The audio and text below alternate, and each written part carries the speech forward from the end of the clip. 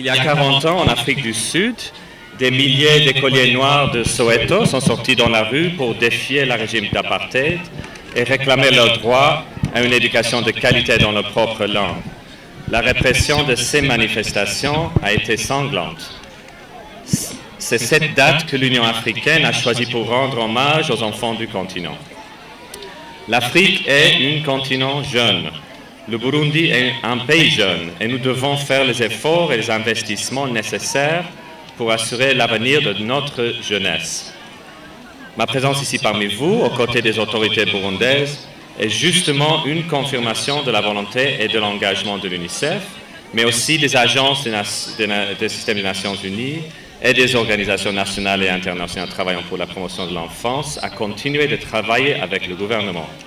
Et notre objectif commun est très simple, faire en sorte que la réalisation des droits de tous les enfants burundais soit effective. Il y a exactement une année, j'étais déjà ici pour le lancement de la campagne d'enregistrement tardif à l'état civil des enfants qui n'ont pas eu la chance d'être enregistrés à la naissance. S'il fallait une preuve de l'engagement, du souci des autorités nationales en faveur de la protection des enfants, cette initiative en est une. À ce jour, et grâce aux engagements de tous, plus d'1 million d'enfants ont pu avoir leur extrait d'acte de naissance et peuvent librement accéder à plusieurs services, notamment la santé et l'éducation.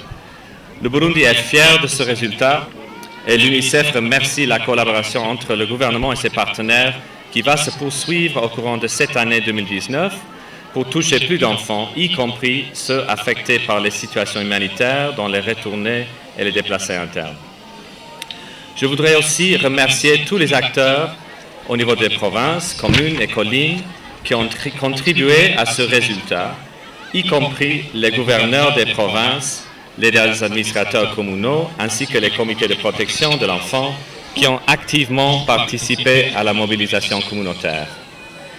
Cette journée est aussi, comme toujours, une occasion pour les différents acteurs de faire une analyse rétrospective des défis que nous avons traversés afin de pouvoir en tirer des leçons.